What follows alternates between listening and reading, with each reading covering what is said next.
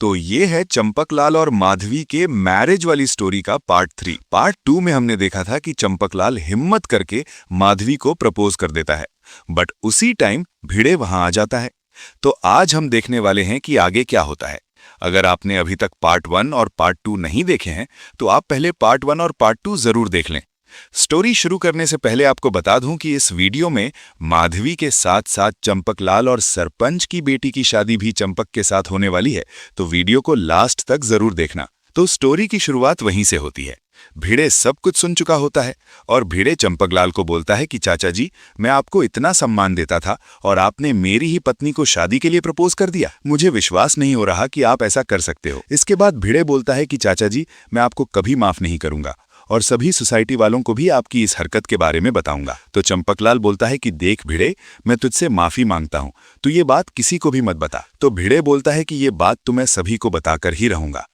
इसके बाद भिड़े चंपकलाल को सोसाइटी कंपाउंड में ले जाता है और सभी सोसाइटी वालों को सोसाइटी कंपाउंड में बुला लेता है। जैसे ही सभी सोसाइटी कंपाउंड में आते हैं, वो देखते हैं कि भिड़े चंपकलाल पर चिल्ला रहा होता है और चंपकलाल को पता नहीं क्या क्या बोलता है। तो मेहता साहब बोलते हैं कि भिड़े, तुम ये क्या कर रहे हो? चाचा जी की उम्र का तो लिहाज करो, ये क्या कर रहे हो तुम? तो भिड़े बोलता है कि मेहता साहब, आज आप मुझे मत रोकिए, आपको पता नहीं है चाचा जी ने क्या किया है। तो मेहता साहब बोलते हैं कि क्यों, क्या किया है चाचा जी ने? तो भिड़े सभी सोसाइटी वालों को पूरी बात बता देता है, लेकिन कोई भी भिड़े की बात पर विश्वास भी नहीं करता है। सभी बोलते हैं कि भिड़े तो पागल हो गया है क्या, ये क्या बोल रहा है? तो भिड़े बोलता है कि मैं जो भी बोल रहा हूं सब सच है, अगर आपको विश्वास नहीं हो रहा है तो आप चाचा जी से पूछ लीजिए। सभी सोसाइटी वाले चंपकलाल को बोलते हैं कि चाचा जी, ये भिड़े क्या बोल रहा है, क्या ये सच है? तो चंपकलाल कुछ भी नहीं बोलता है और चुपचाप मुंह नीचे करके खड़ा रहता है। तो सभी समझ जाते हैं कि जरूर कुछ ना कुछ तो गड़बड़ है। इसके बाद चंपकलाल बिना कुछ भी बोले अपने घर चला जाता है। अब चंपकलाल को भी अपने किए पर बहुत ज्यादा पछतावा होता है और चंपकलाल बोलता है कि मैं अब यहाँ नहीं रह सकता। चंपकलाल बोलता है कि जब जेठालाल घर आएगा और उसे ये सब पता चलेगा तो उसका क्या हाल होगा। इसके बाद चंपकलाल बोलता है कि मैं अब यहाँ नहीं रहूंगा, मैं आज रात को ही यहाँ से निकल जाऊंगा। इसके बाद चंपकलाल अपना सामान पैक करने लग जाता है और उसी रात चंपकलाल बिना किसी को बताए गोकुल धाम सोसाइटी को छोड़कर चला जाता है। इसके बाद अगले दिन मेहता साहब अंजलि को बोलते हैं कि कल भिड़े ने चंपक चाचा को कितना कुछ बोल दिया था, मैं उनसे मिलकर आता हूं। फिर मेहता साहब जेठालाल के घर जाते हैं तो देखते हैं कि वहां पर ताला लगाया हुआ होता है। तो मेहता साहब सोचते हैं कि शायद चाचा जी बाहर गए हुए होंगे, मैं शाम को आकर चाचा जी से मिलता हूं। इसके बाद मेहता साहब ऑफिस चले जाते हैं। फिर जब शाम को मेहता साहब ऑफिस से आकर चंपकलाल से मिलने जाते हैं, तब भी जेठालाल के घर पर ताला लगा हुआ होता है। तो मेहता साहब वापस अपने घर आ जाते हैं। मेहता साहब अंजलि को बोलते हैं कि अंजलि, चाचा जी अभी तक घर नहीं आए, मुझे तो टेंशन हो रही है, आखिर चाचा जी कहाँ गए होंगे? इसके बाद मेहता साहब बोलते हैं कि हमें सोसाइटी में सभी से पूछना चाहिए कि किसी ने चाचा जी को देखा था क्या। इसके बाद जब मेहता साहब सोसाइटी कंपाउंड में जाते हैं तो सभी सोसाइटी कंपाउंड में ही होते हैं। तो मेहता साहब बोलते हैं कि चाचा जी आज सुबह से घर पर नहीं है, किसी की उनके साथ कोई बात हुई थी क्या? तो भिड़े बोलता है कि मेहता साहब, आप मेरे सामने उनका नाम मत लीजिए, उनका नाम सुनते ही मुझे गुस्सा आता है। अच्छा हुआ वो खुद यहां से चले गए, वरना मुझे उन्हें धक्के मारकर निकलना पड़ता। तो मेहता साहब बोलते हैं कि भिड़े, जरा सोचो, वो एक बुजुर्ग इंसान है और जेठालाल भी घर पर नहीं है, अगर चाचा जी को कुछ हो गया तो हम जेठालाल को क्या जवाब देंगे? तो भिड़े बोलता है कि मुझे कोई फर्क नहीं पड़ता वो कहीं भी गए हों, मैंने उनको जाने को नहीं बोला था, वो अपनी मर्जी से गए हैं। तो मेहता साहब बोलते हैं कि भिड़े, फिर भी हमें चंपक चाचा के बारे में पता लगाना होगा। इसके बाद सोडी और मेहता साहब दोनों चंपकलाल को ढूंढने के लिए चले जाते हैं, लेकिन चंपकलाल का कुछ पता नहीं चलता। इसके अगले दिन जेठालाल सोसाइटी में आता है। जेठालाल जब घर जाता है तो वहां पर ताला लगा हुआ होता है। तो जेठालाल सोचता है कि बापूजी कहीं बाहर गए हुए होंगे, आ जाएंगे।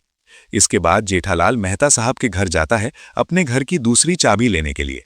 जेठालाल मेहता साहब से चंपकलाल के बारे में पूछता है तो मेहता साहब घबरा जाते हैं और जेठालाल को सब कुछ बता देते हैं। इसके बाद जेठालाल सोसाइटी कंपाउंड में जाता है और सभी सोसाइटी कंपाउंड में बुला लेता है।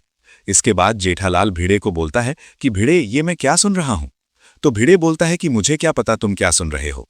तो जेठालाल गुस्से में बोलता है कि देख भिड़े, मैं मजाक नहीं कर रहा हूं, अगर बापूजी को कुछ हो गया ना तो मैं तुझे छोड़ूंगा नहीं। तो भिड़े बोलता है कि जेठालाल, मैंने तुम्हारे बापूजी को यहां से जाने के लिए नहीं बोला था, वो अपनी मर्जी से गए हैं। तो जेठालाल बोलता है कि भिड़े, बापूजी अपनी मर्जी से नहीं गए हैं, तूने बापूजी पर ये झूठे आरोप लगाए थे ना, इसलिए बापूजी कहीं चले गए हैं। तो भिड़े बोलता है कि जेठालाल, मैंने तुम्हारे बापूजी पर कोई झूठे आरोप नहीं लगाए हैं। मैंने तुम्हारे बापूजी पर जो भी आरोप लगाए थे वो सच हैं।